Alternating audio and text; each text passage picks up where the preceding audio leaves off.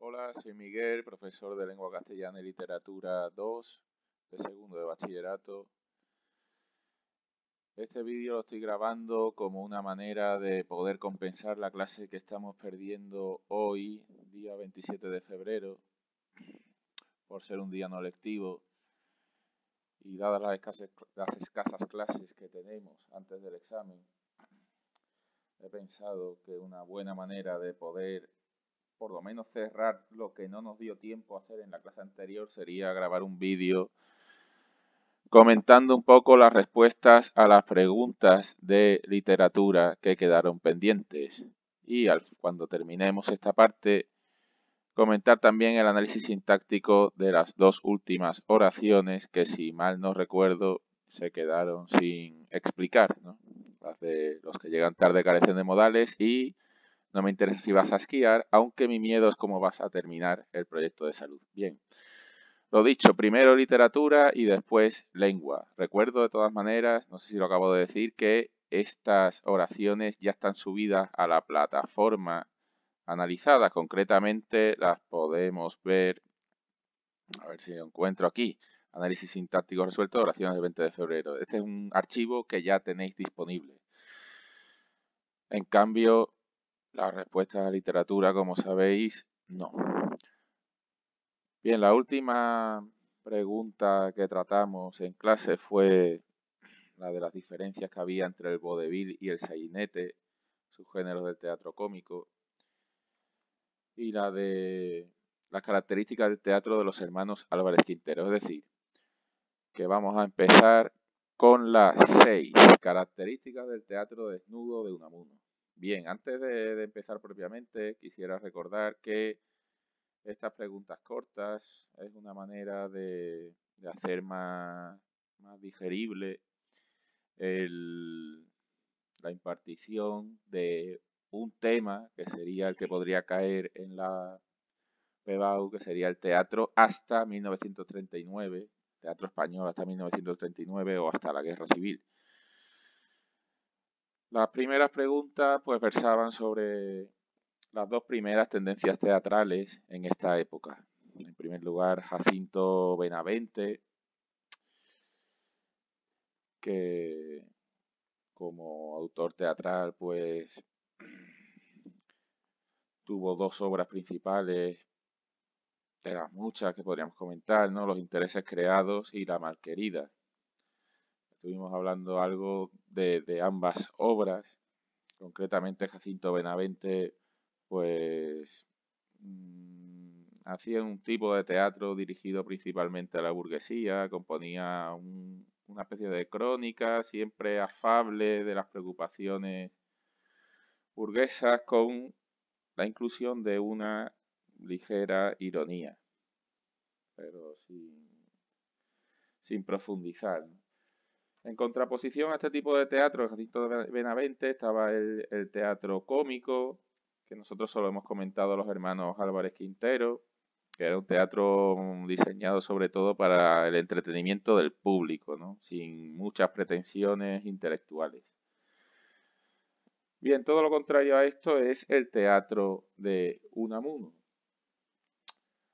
Concretamente, Unamuno intentó principalmente renovar el teatro de su época.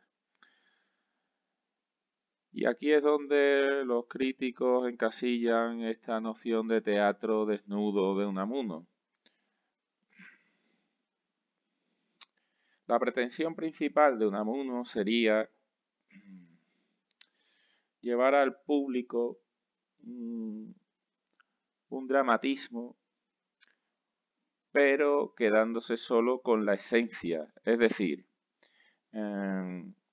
desprendiéndose de lo que él consideraba una excesiva ornamentación escénica. ¿Cómo se traduce esto? Se traduce en que Unamuno intentaba eliminar todos aquellos efectos y elementos que no dependieran directamente de la palabra y del lenguaje verbal, es decir, suprimir al mínimo decorados, vestuario, utilería, etc.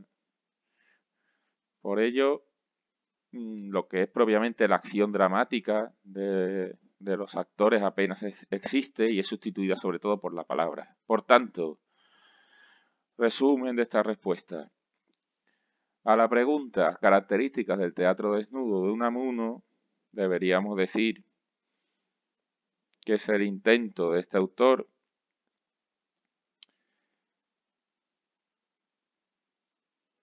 de quedarse con la esencia de lo dramático en el teatro,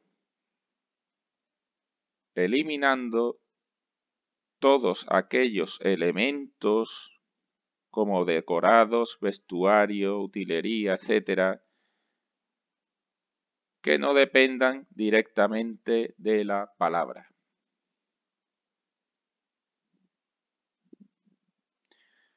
Como complemento a esta pregunta 6 estaría la 7. ¿Qué perseguía Unamuno al apostar por el teatro desnudo? Bien, las pretensiones de Unamuno eran mucho más profundas, intelectuales, etcétera, ¿no? No era un teatro que buscase principalmente entretener al público como el de los hermanos Álvarez Quintero o el de Carlos Sarniches o el de Pedro Muñoz Seca. Era un teatro con unas ínfulas intelectuales, ¿no? Por tanto, a la pregunta ¿qué perseguía Unamuno al apostar por el teatro desnudo? Lo que perseguía principalmente era que el teatro le sirviese para mostrar la realidad última del ser humano. De tal manera que el teatro se convirtiese en un método de conocimiento. Y nos podemos preguntar, ¿conocimiento de qué? Pues conocimiento principalmente de la interioridad del ser humano. El teatro sería una forma de desvelar la interioridad del ser humano que se había visto disfrazada, maquillada, ocultada por una caracterización excesiva. Para resumir entonces, lo que buscaba Unamuno con el teatro desnudo era convertirlo en un método de conocimiento de la interioridad del ser humano. Vamos pues a la pregunta 8. ¿Cuál es el planteamiento y qué procedimientos y técnicas destacan en El Marqués de Bradomín de Valle Inclán?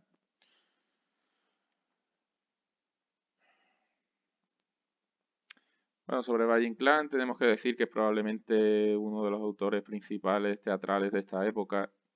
Siempre se ha caracterizado por tener una voluntad de renovación tanto formal como temática del teatro y también una concepción rupturista del teatro. No le gustaba el teatro de su época e intentaba cambiarlo, ¿no? Concretamente, su obra El Marqués de Bradomín se encuadraría en sus inicios, ¿no? Lo que se podría entender como dramas decadentistas. Lo que nos están preguntando aquí es cuál es el planteamiento, es decir, cuál es la primera parte de la obra y qué procedimientos y técnicas destacarían en esta obra. Bien, el planteamiento sería el siguiente. En la obra se desarrolla el encuentro en el palacio de Brandeso del Marqués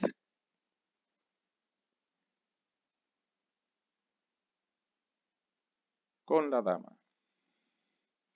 Recordemos que esta dama sería concretamente el personaje de Concha en Sonata de Otoño.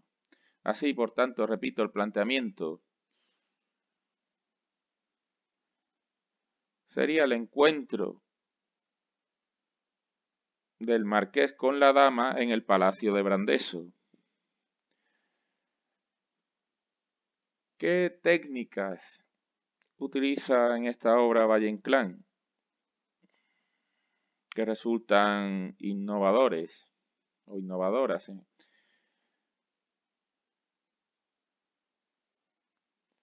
Podemos destacar en este sentido la técnica de los múltiples lugares de acción, En esta época, por supuesto, se rompe con la unidad de lugar en el teatro, ¿no?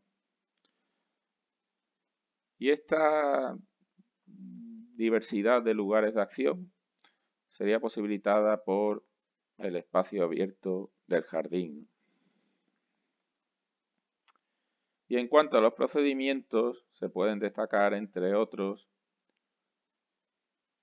la forma en la que se ridiculiza al personaje del ama de llaves. Por tanto, repito esta parte, a la pregunta ¿qué procedimientos y técnicas destacan en la obra del Marqués de Bradomín de Valle-Inclán? Tendríamos que decir que una técnica innovadora sería la de la multiplicidad de lugares de acción.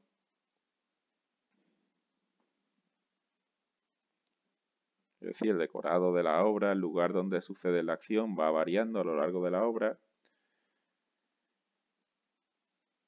Y en lo relativo a los procedimientos destacaría la forma en la que se ridiculiza al personaje del ama de llaves. Vamos a ir algo más rápido, vamos con la novena, se me ha ido esto. ¿Qué valores se exaltan y cuáles se critican en el yermo de las almas de Valle-Inclán?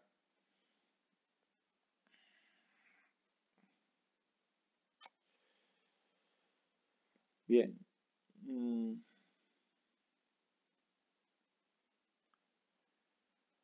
Los valores que se exaltan en esta obra, no sé si se pregunta por el planteamiento, no, directamente se pregunta por los valores. Bueno, el planteamiento, aunque no, para que se entienda un poco mejor esta respuesta, el planteamiento de la obra es que una joven burguesa abandonaría a su esposo mayor, mucho mayor que ella, para vivir con un amante, ¿no? Con su joven amante que sería el pintor Pedro Pondal.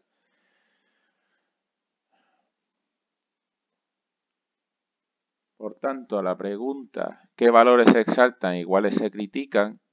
Los valores que se exaltarían sería el valor del triunfo de los sentimientos, en el que también viviríamos en esta época, se podría decir, ¿no?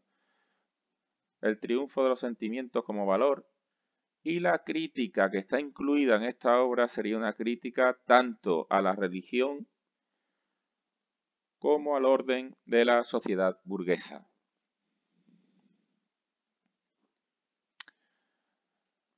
La 10. ¿Cuáles son los rasgos y qué representa don Juan Manuel Montenegro en la obra Comedias Bárbaras de Valle-Inclán?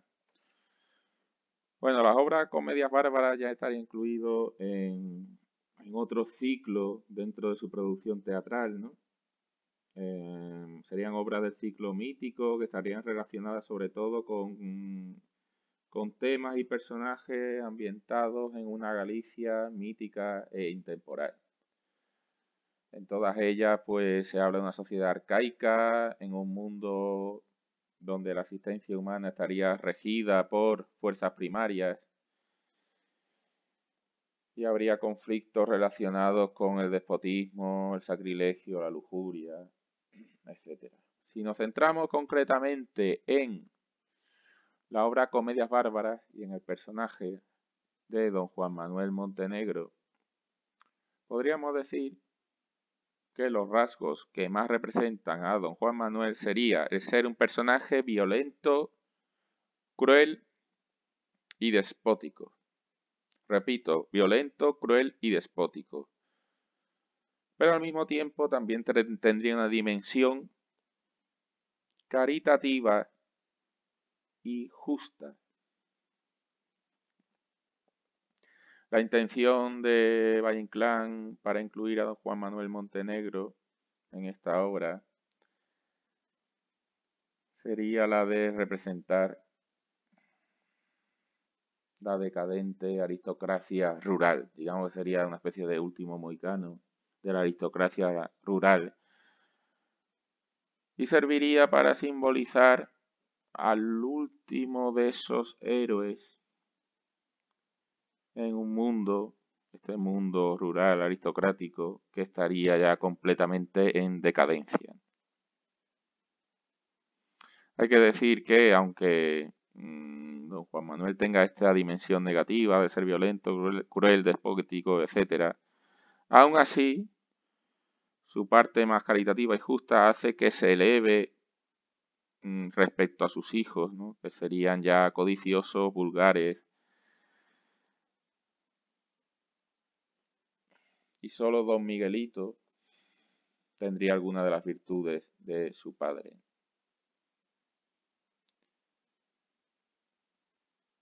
Esta virulencia, de sus hijos se vería representada en la lucha encarnizada por conseguir la herencia y desposeer a su padre. Bueno, siguiente obra, la pregunta 11. ¿Cuál es el planteamiento de la obra Divinas Palabras de Valle-Inclán? Divinas Palabras también estaría incluida dentro de estas obras del ciclo mítico. Y a la pregunta, ¿cuál es el planteamiento? Que simplemente se centra en cómo comienza la obra, qué personajes son presentados, cuál es la situación, ¿no? Sería la siguiente, el planteamiento. Toda la acción de la obra gira en torno a Laureaniño el idiota. Repito, Laureaniño el idiota. Que sería un enano hidrocéfalo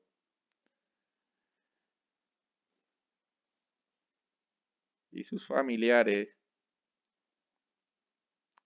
entre los que están Marica del Reino, el sacristán Pedro Gailo y su mujer Mari Gaila, lo van exponiendo en ferias para ganar dinero.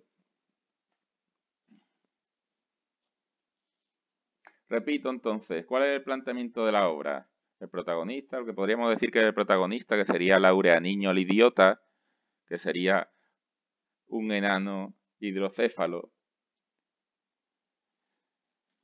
se ve expuesto a la explotación de sus familiares, Marica del Reino, el sacristán Pedro Gailo y su mujer Mari Gaila, para ganar dinero en ferias. En esta obra cabe destacar que Valle-Inclán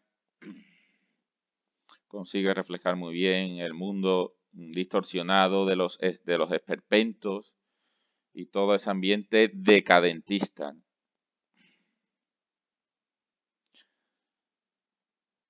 Dentro de este mundo distorsionado y esta decadencia, al menos el personaje de Mari Gaila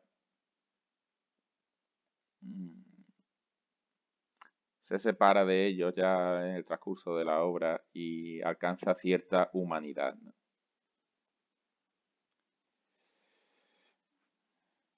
Bueno, no voy a continuar con la obra, pero ya digo, como planteamiento simplemente valdría decir que la acción transcurre en torno a la figura de Laureaniño el idiota, un enano con problemas de hidrocefalia, cuyos familiares lo van exponiendo en ferias para ganar dinero. Vamos, con eso sería suficiente, ¿no? Vamos a la siguiente, ¿qué elementos teatrales introduce Valle-Inclán en sus farsas? Enumera el título de al menos 2 farsas.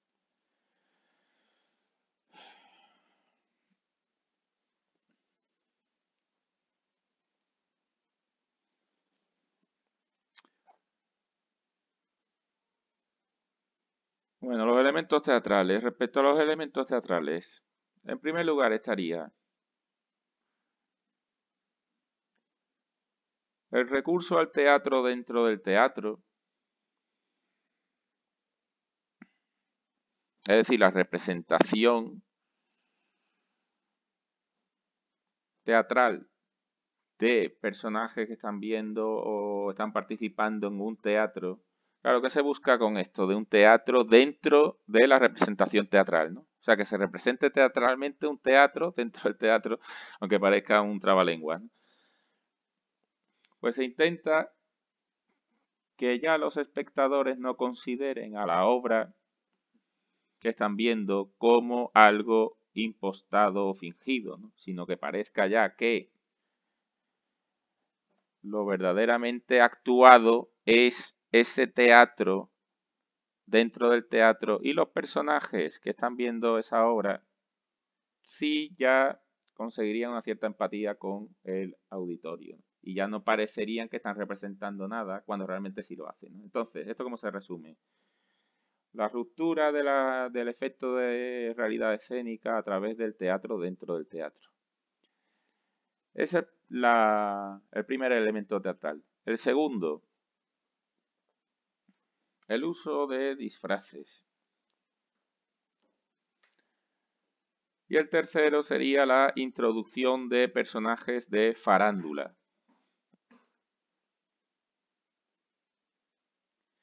Farándula referida al mundo del teatro también, a todas las personas que se van ganando la vida como actores, etcétera, en el mundo del teatro. Eso es la farándula, ¿no? Entonces repito rápidamente los tres rasgos. Primero, o los tres elementos teatrales, perdón. Primero, teatro dentro del teatro. Segundo, uso de disfraces. Tercero, introducción de personajes de farándula. Respecto a las obras o a las farsas, por comentar solo dos, podríamos comentar La enamorada del rey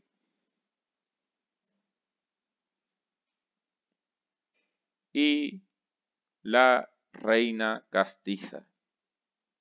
Esta última obra, La reina castiza, sería una sátira muy fuerte contra el reinado de Isabel II, ¿no? Centrándose en la vida cotidiana de palacio. Pero bueno, esto no hace falta, simplemente mencionar las dos obras, La enamorada del rey y La reina castiza. Decimotercera, ¿qué es el esperpento en Valle Inclán? ¿Y qué crítica ayuda a articular en su obra Luces de Bohemia? Bien, Luces de Bohemia había sido hasta el momento una obra muy trabajada en el segundo bachillerato porque entraba en la prueba de selectividad, pero ya no. Por eso tampoco le estamos dando una especial importancia aquí, ¿no? Bueno, el esperpento, que es esta técnica que tanto caracteriza la obra de Valle Inclán.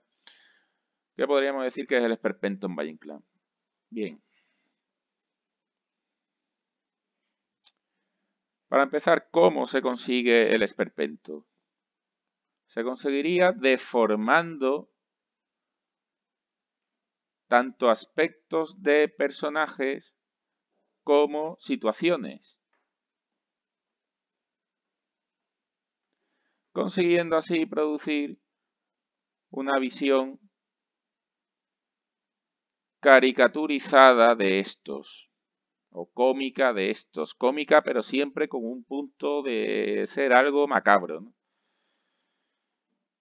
Esto es cómo se consigue, cuál es la técnica. Y ahora, ¿para qué se utiliza esta técnica del esperpento? Pues principalmente para articular una crítica social. En el caso de Luces de Bohemia, ¿qué crítica ayuda a articular? Como dice en la pregunta.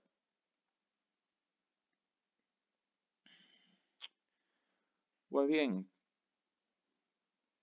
se puede decir que en Luces de Bohemia prácticamente nadie se libra, ¿no?, de esta crítica.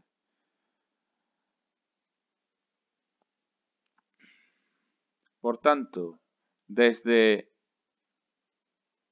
las alturas de la monarquía hasta el último plebeyo, pasando por la inutilidad de la bohemia, todos caen en una crítica colectiva. Repito, desde las alturas de la monarquía hasta el último plebeyo, pasando por la inutilidad de la bohemia, nadie se libraría de la crítica. Por tanto, sería una especie de crítica colectiva de la España del momento.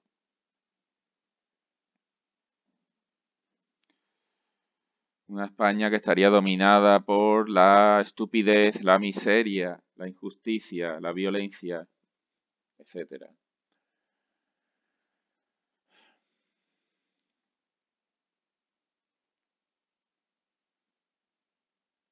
Bien, si os parece, para no alargar más el vídeo, nos vamos a quedar en la pregunta 13ª, es decir, que para la clase presencial empezaríamos con las preguntas relativas a Federico García Lorca, la obra teatral de Federico García Lorca. Bueno, y por último vamos a comentar las dos